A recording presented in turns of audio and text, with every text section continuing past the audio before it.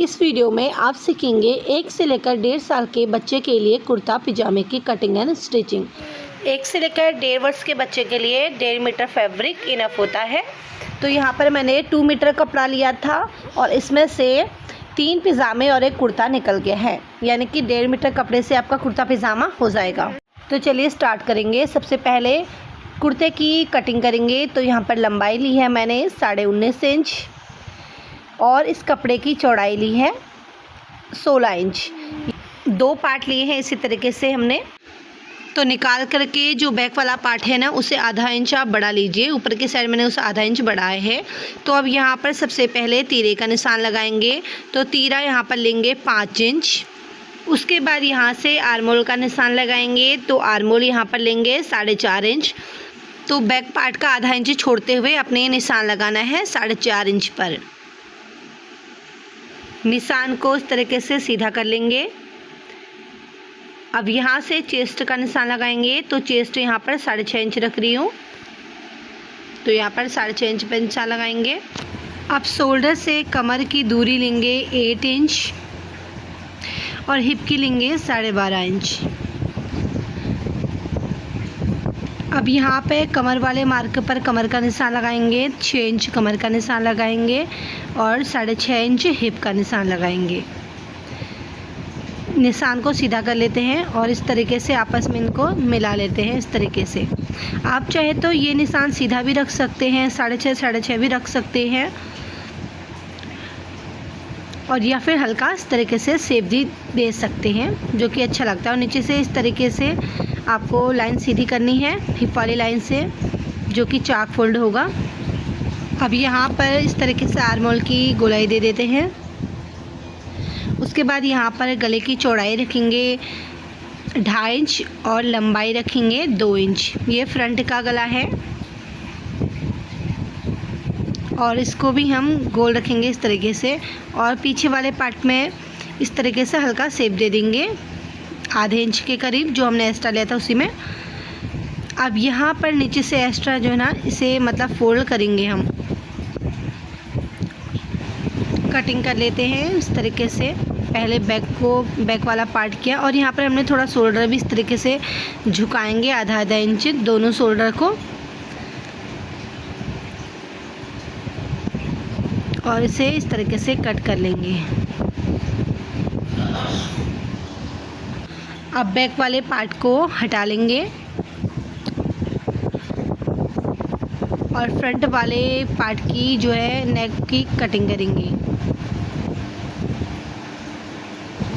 अब यहाँ पर पट्टी के लिए कट करेंगे। तो 5 इंच पर हम कट करेंगे। तो गले से 5 इंच पर हमने किया है। अब यहाँ पर आधा इंच दोनों तरफ से इस तरीके से लाइन ड्रॉ करेंगे, जो कि हमारा मार्जिन रहेगा। इसलिए मैं निशान लगा लेते हैं। इसे पलट लेते हैं और इधर की साइड को भी हम निशान लगाएंगे आधा इंच, ताकि बाद में जब इसमें पट्टी अटैच करें ना, तो हमें आसानी रहे कि कितना मार्जिन हमने दबाना है। तो बस अब इसे भी कट कर देंगे और इसे इस तरीके से खोलेंगे और दोनों साइड से इस तरीके से तिरछा कट कर लेंगे, ताकि इसे जो पट्टी लगाने में ना आसानी रहे। ये देखिए इस तरीके से। तो यहाँ पर पट्टी भी ले ली है। तो 3-3 इंच चौड़ी यहाँ पर पट्टी ली है, तो आप देख सकते हैं। और इसी के करीब हमने इसे कट करना है। थोड़ा 1.5 इंच एक्स्ट्रा कट करेंगे, जो नीचे से हम थोड़ा सा वो बनाएंगे, डिज़ाइन देंगे इसे। तो 2 पट्टियाँ हमने कट करी हैं। अब फ्रंट आर्मोल को भी इस तरीके से छाट लेंगे हल्का सा। अब यहाँ पर हमने आस्तीन के लिए कपड़ा लिया है। तो ये 4 लेयर में हमने बिछा रखा है। इसकी जो है हम मोहरी रखेंगे 4 इंच और 1.5 इंच एक्स्ट्रा रखेंगे, और यहाँ से 1.5 इंच अंदर को भी जाएंगे और आस्तीन की गोलाई का शेप दे देंगे। और कपड़े को आर्मोल के अकॉर्डिंग ही आप फोल्ड करें। यहाँ पर से जॉइंट है, इसे हम खोल लेते हैं और इसकी हम कटिंग कर लेते हैं।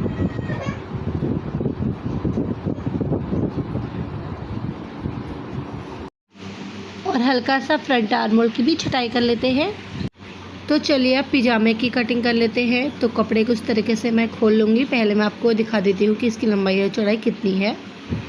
लंबाई 19 इंच है और चौड़ाई यहाँ पर 18 इंच है।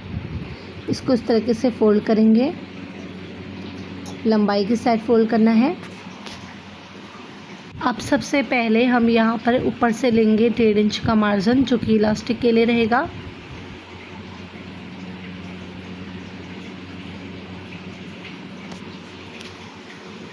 और यहाँ से हम लेंगे कमर का नाप 7.5 इंच और आसन का नाप भी 7.5 इंच रखेंगे। इस तरीके से यहाँ से निशान को सीधा करेंगे, आगे को ले जाएंगे और क्रोच एरिया के लिए गोलाई देंगे। तो क्रोच एरिया यहाँ पर 1.5 इंच है और यहाँ 1.5 इंच से मोहरी फोल्ड करेंगे इस तरीके से 1/2 इंच और यहाँ पर मोहरी का निशान लगाएंगे 5 इंच और 1 इंच एक्स्ट्रा लेंगे इस तरीके से। अब क्रोच एरिया से इस तरीके से इसे मिला लेंगे। अब इसकी कटिंग कर लेते हैं।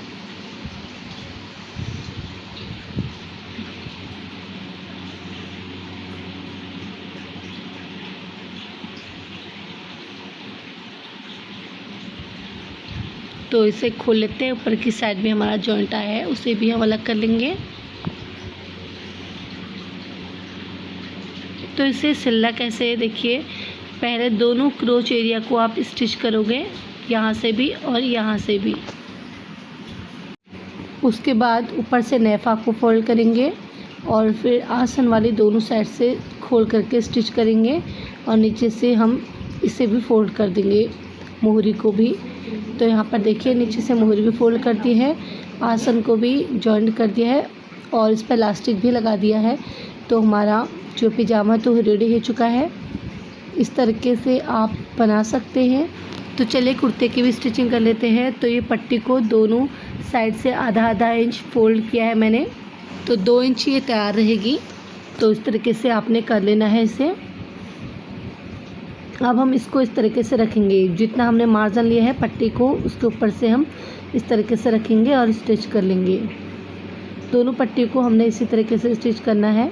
तो हमने कहाँ तक स्टिच करना है, जहाँ तक हमारा कट था वहाँ तक। दोनों पट्टियों को इस तरीके से अटैच करेंगे।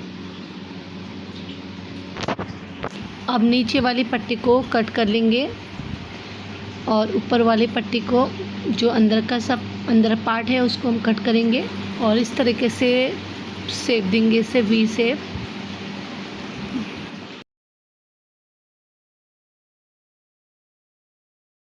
तो देखिए फ्रेंड्स, हमारा ये प्लकेट जो है लग चुका है।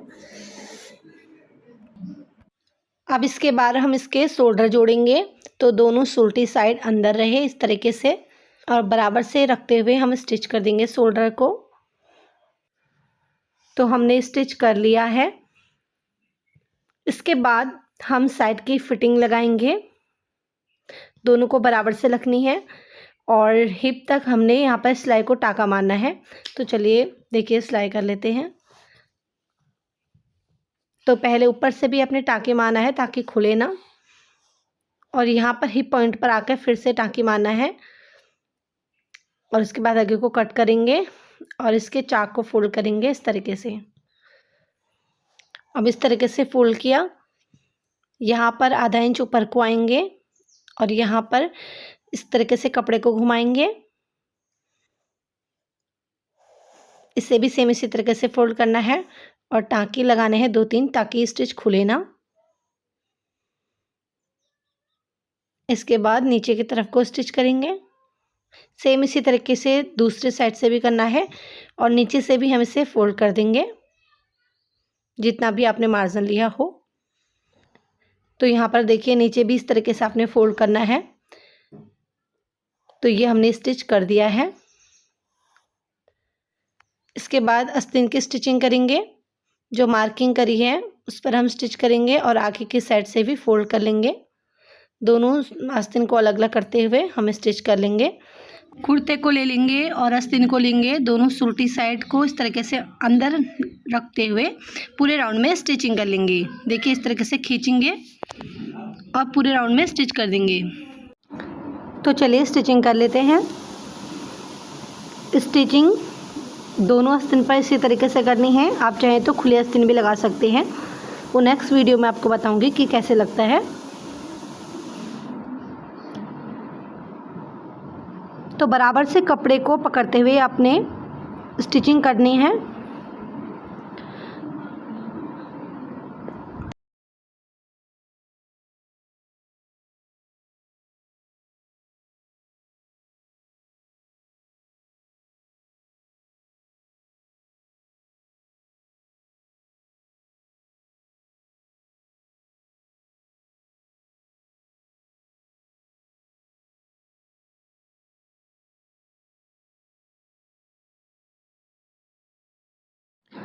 तो स्टिचिंग हो चुकी है। अब इसे हम इस तरीके से खोलेंगे।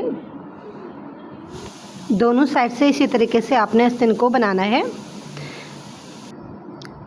अब कुर्ते का कॉलर करेंगे तो इस तरीके से मेजरमेंट लेंगे। दोनों पट्टियों को इस तरीके से रखते हुए मेज़रमेंट ले लेंगे। जितना भी आ रहा है उस हिसाब से आप कॉलर की कटिंग करोगे, उसमें 1 इंच एक्स्ट्रा लेते हुए। तो 8 इंच आ रहा है तो 9 इंच की यहाँ पर मैं कॉलर की कटिंग करूँगी, क्योंकि आधा आधा इंच दोनों तरफ दबाव जाएगा। यहाँ पर पट्टी ले ली है, एक तरफ 1 इंच की पट्टी ली है, एक तरफ इधर की साइड को फोल्ड किया है और एक तरफ दूसरी साइड को हमने खुला रखा है। ये इस तरीके से आप देख सकते हैं। आप इस पर बुकरम भी अटैच कर सकते हैं, लेकिन बच्चे के लिए बन रहा है तो बुकरम थोड़ा हार्ड हो जाता है। सिर्फ कपड़े से भी आप स्टिचिंग कर सकते हैं। थोड़ा ऊपर से मैं स्टिच कर लेती हूँ इस तरीके से, ताकि जो फैब्रिक है ना वो एक जगह टिक सके। इसको कटिंग करेंगे और दोनों साइड हमने स्टिच किया था। अब इसे हम अंदर की तरफ को फोल्ड कर देंगे इस तरीके से, देखिए। और इस तरीके से इसके कॉर्नर को निकाल लेंगे। अब हम इसको कुर्ते पर अटैच करेंगे। तो आप देखिए, इसको इस तरीके से अटैच करेंगे जो हमने बाहर से ओपन रखा था, और इस पर हम सिलाई करेंगे जितना भी हमने सिलाई मार्जिन लिया है, और इसके ऊपर से इस तरीके से हम इसको फिनिशिंग के साथ अटैच कर लेंगे।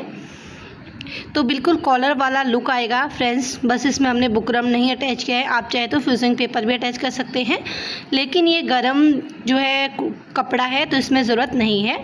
तो पूरे राउंड पर स्टिचिंग करेंगे हम। तो स्टिचिंग कर ली है।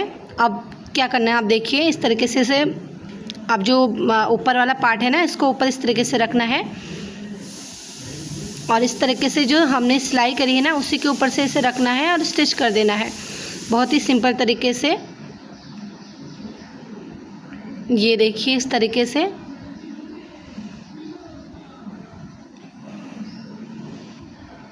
तो फ्रेंड्स, अगर वीडियो आपको यूज़फुल लग रही हो तो वीडियो को प्लीज़ एक लाइक कर दीजिएगा।